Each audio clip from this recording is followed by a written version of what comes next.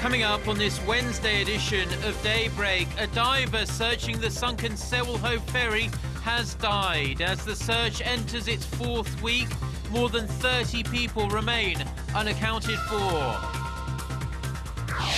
The United Nations Human Rights Council has given North Korea more than 250 recommendations on how to improve rights conditions within the country. First, Korea's ice queen Kim Yeon-ah bids an emotional farewell to her legion of fans as she hangs up her skates on a glittering 18-year-long career. Daybreak begins now.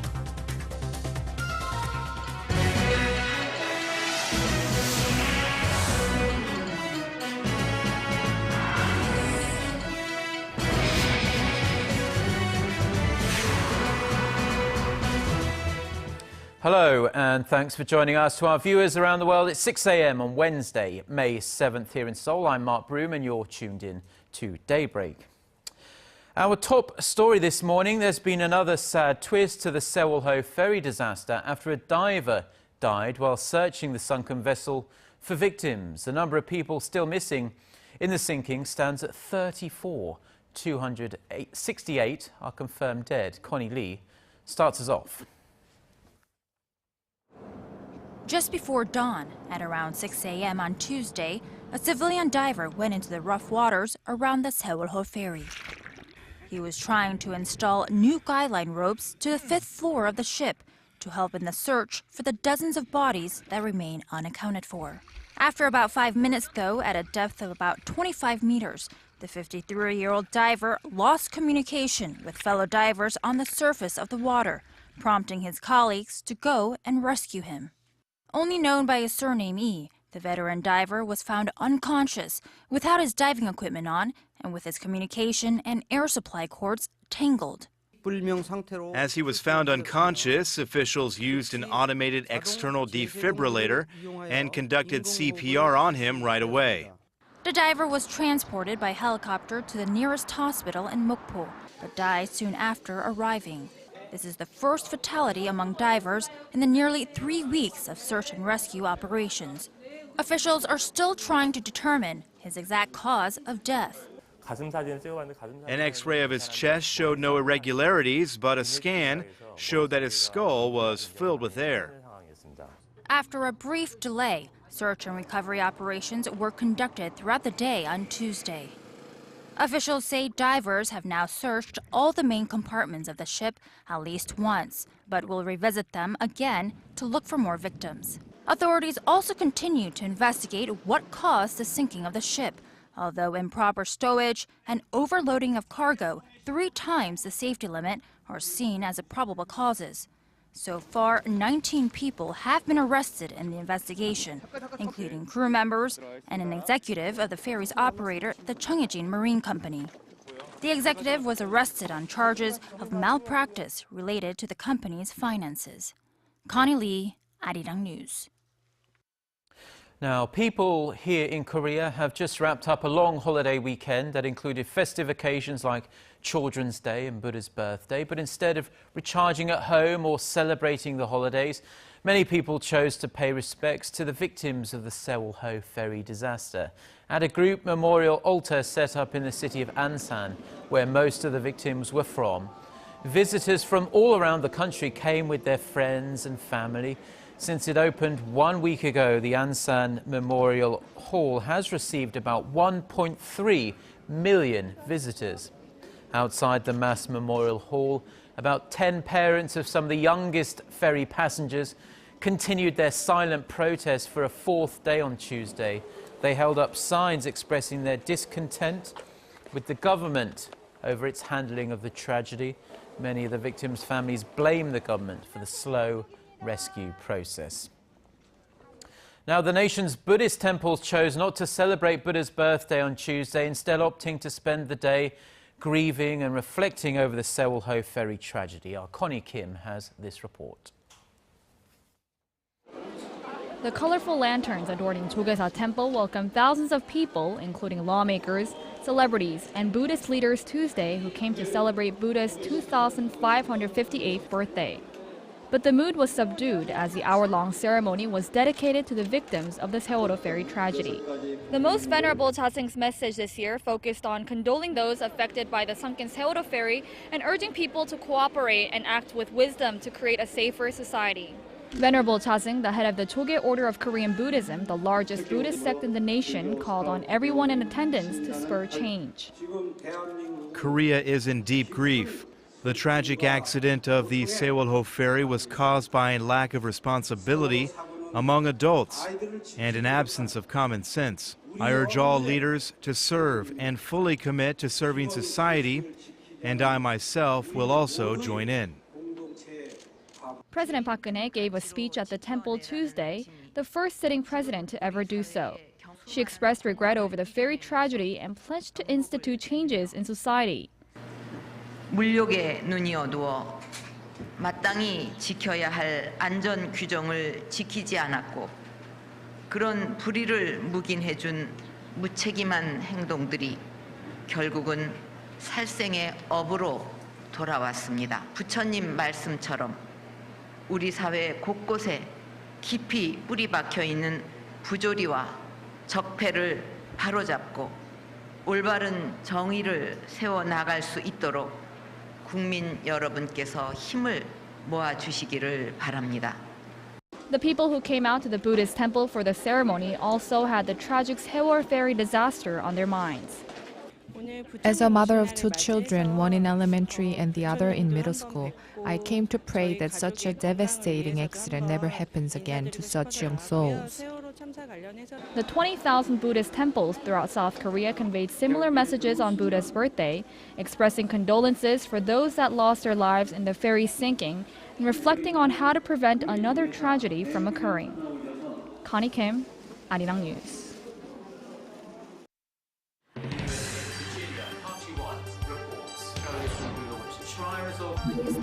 We start before the sun rises to bring you the latest stories out of Korea. We also lead the way with important global coverage. Stay on the pulse of what is happening with Daybreak.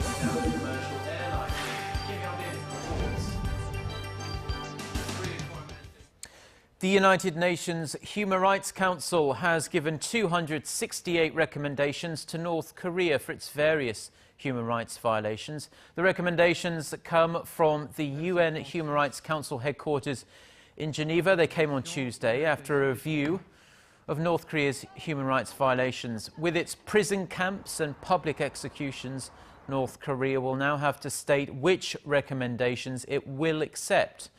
The UN is urging Pyongyang to close its prison camps and to seriously address the issues of prisoners of war and separated families. The report will be made public at the next Human Rights Council meeting in September.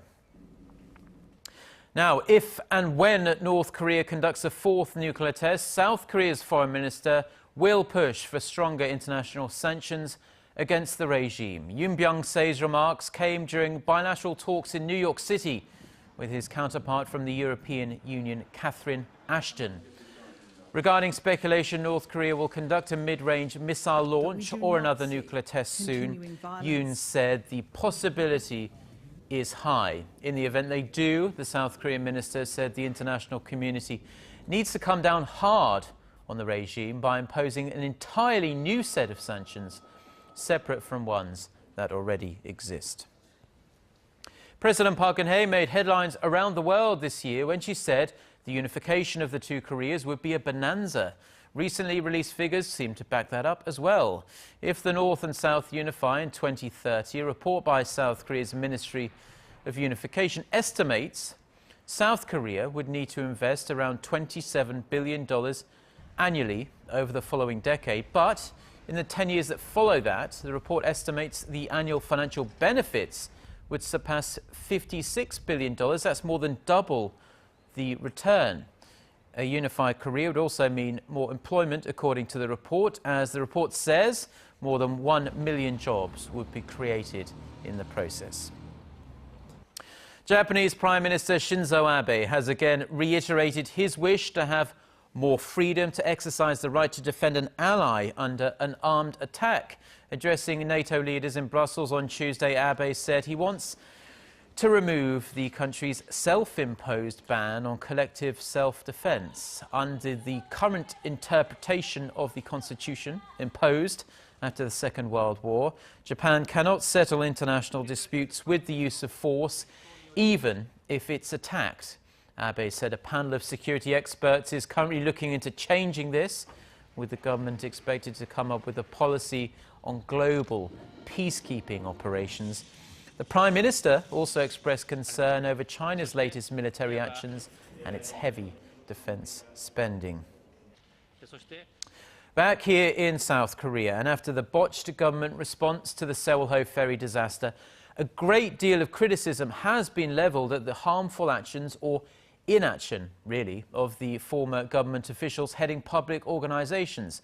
Among 38 heads of public organisations under government monitoring for reckless management, almost half were involved in so-called parachute appointments. Kim Min-ji has this report. Light has been shed on a series of parachute appointment cases at public institutions.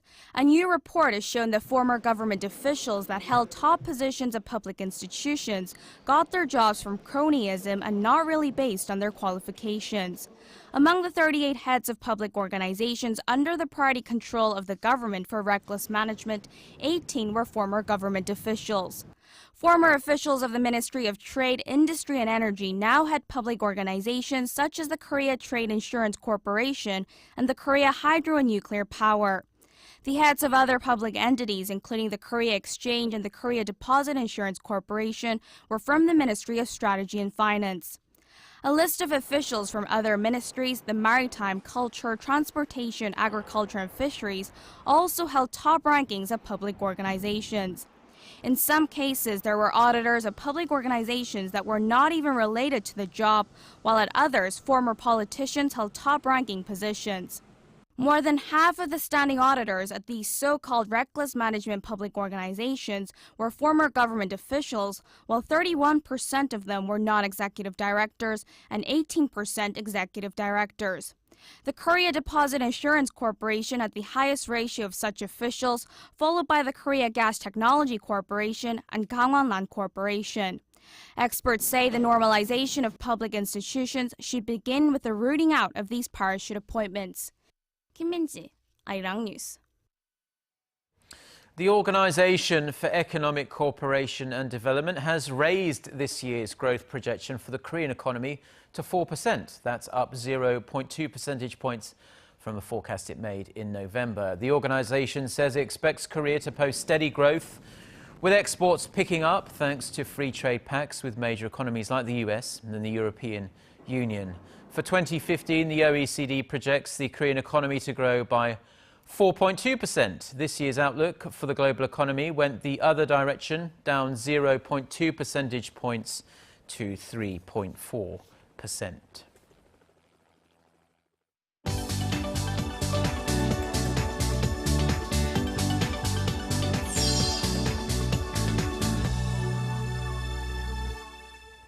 Time now for a look through the international headlines. For that, we turn to our Eunice Kim, standing by the news center. Good morning, Eunice. Good morning, Mark. Let's begin in Nigeria, where 8 more girls have been kidnapped by suspected Boko Haram militants. This time, the raid took place in the northeastern village of Warabe, in the same state that more than 200 schoolgirls had been abducted in the dead of night from their dormitories. Gunmen are reported to have also taken animals and food from the village. The latest abduction took place on Sunday night local time. Now, on Monday local time, a video featuring a leader of Boko Haram surfaced, saying the group will continue to kidnap the daughters of Christians, force them to convert to Islam, and sell them into slavery. Nigeria's President Goodluck Jonathan has welcomed U.S. help to assist the government to locate the more than 200 schoolgirls still missing.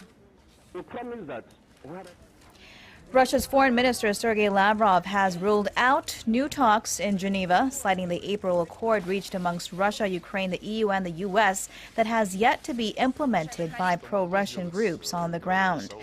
Lavrov also called the upcoming May 25th presidential election, quote, unusual at a time when the army was using force against its population.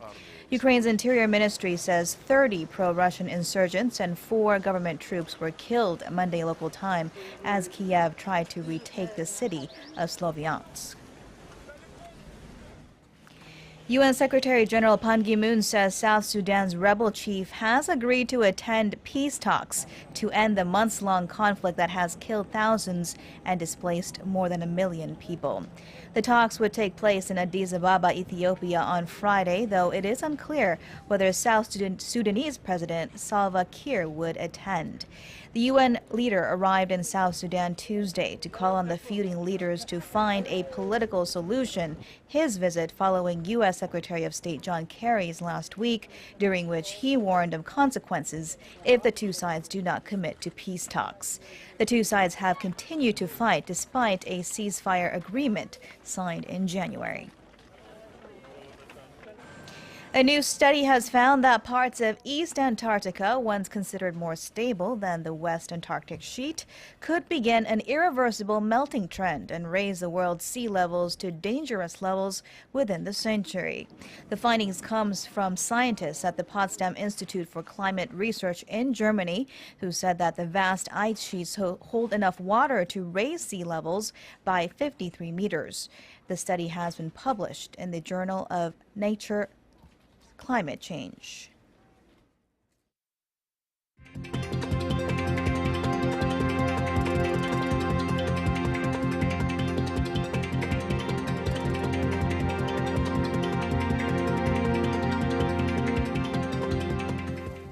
Now, as we mentioned near the top of the newscast, the extended holiday weekend included a day dedicated to commemorating the birth of Buddha. Now, numerous events took place across the nation, including the annual Lotus Lantern Festival. Our Im Yoon-hee reports. Strung through the air, creating a colorful sky, these lanterns represent a century-old tradition in Korean history. Hundreds of years ago, Buddhism was prominent throughout Korea.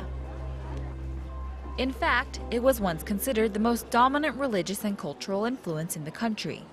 Time has passed, but the impact of Buddhism can still be found around the country, and every year to celebrate the birth of Buddha, events are held. And the biggest can be found right under this colorful lantern ceiling. Lotus Lantern Festival originated in Silla era more than 1300 years ago. And the purpose of the Lotus Lantern Festival is to brighten our mind and as well as the world. Called Yeondeung-hae in Korean, the annual Lotus Lantern Festival has come to become a symbolic cultural event for the people not only in Korea, but also from around the world. Although its roots are in Buddhism, the Lotus Lantern Festival attracts a wide range of guests. Mine will represent my family and that they're safe, and it's just learning a new culture here in Korea and learning something new. Since the Goryeo Dynasty, the annual Lotus Lantern Festival has been an opportunity for the community to gather as friends and family. But this year the emotions were strong as the community drew together in remembrance of the victims of the Sewol-ho ferry accident. People offered their prayers and took time to reflect upon the lives lost, as white lanterns marked the areas dedicated to those who fell to the tragic accident. And as the sun sets, one of the most popular parts of the festival begins. A troupe of Buddhist monks lead the way, with their lanterns lighting the path for the rest of the parade. Then large exotic floats are next in line, attracting crowds of people to the mesmerizing sights. Thousands of people have gathered here today to mark the very special occasion of Buddha's birth, a man who lit the way for many. Im Yoon-hee, Arirang News.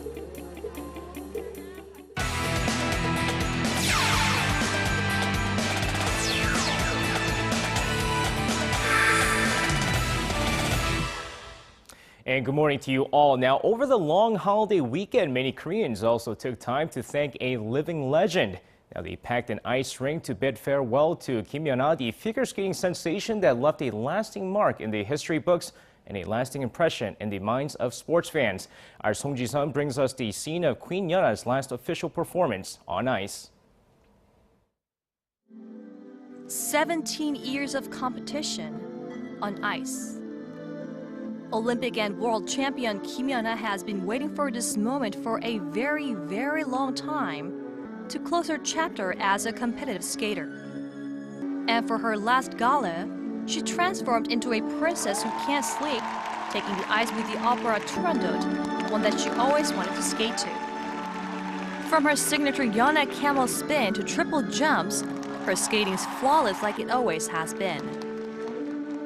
Even though she steps down from the competitive spotlight, skaters believe unanimously that there has not been, and may never be, another perfect skater like Kim. I have such respect for you and all that you've done, and to come back and skate the way you skated, it was even better, and you were, to me, the best. You've just changed the sport, so thank you for what you've given to the sport. It is time to say goodbye, but it's hard for the fans to see the Queen leave the ice, as she has been a mainstay of hope and inspiration to her audiences.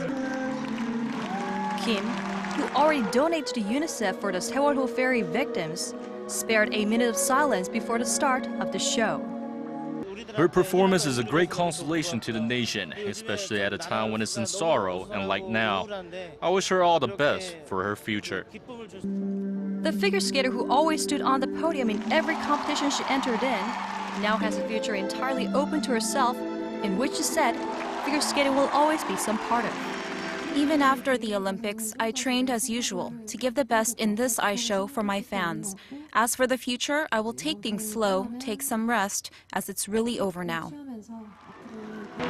Kim let go her status as national skater as of Tuesday, marked the beginning of a new life away from competitive skating. Song Ji-sun, Arirang News.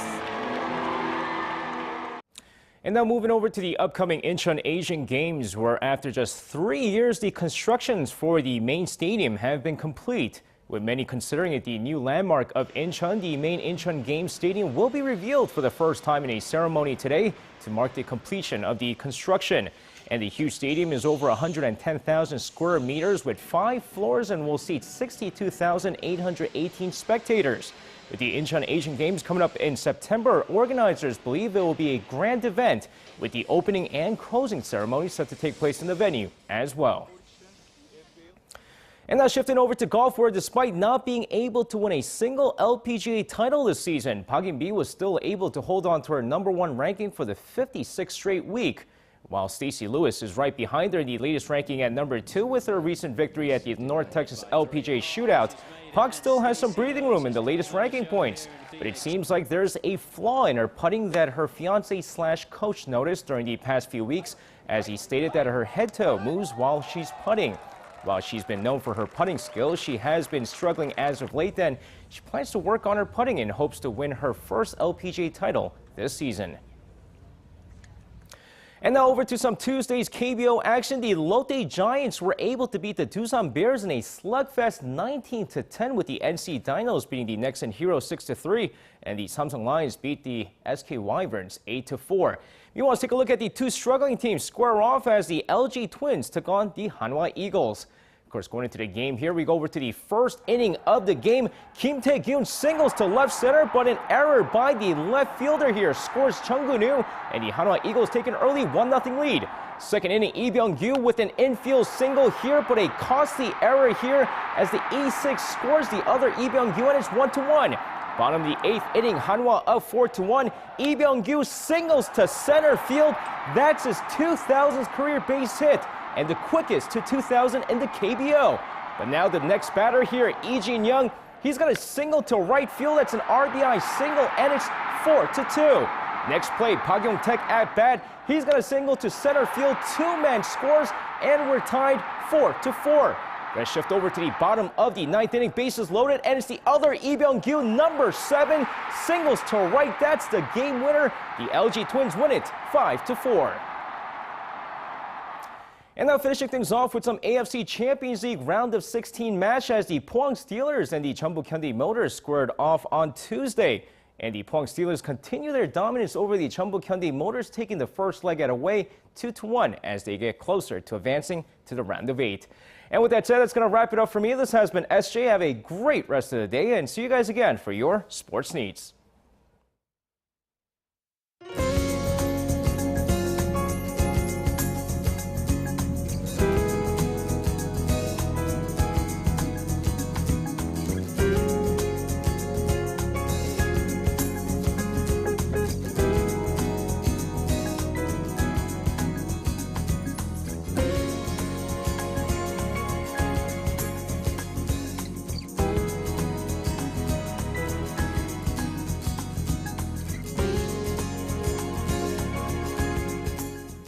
And those are the stories we have for you at this hour. Korea Today is coming up in about 30 minutes' time, and we'll be back at the same time tomorrow. Till then, goodbye.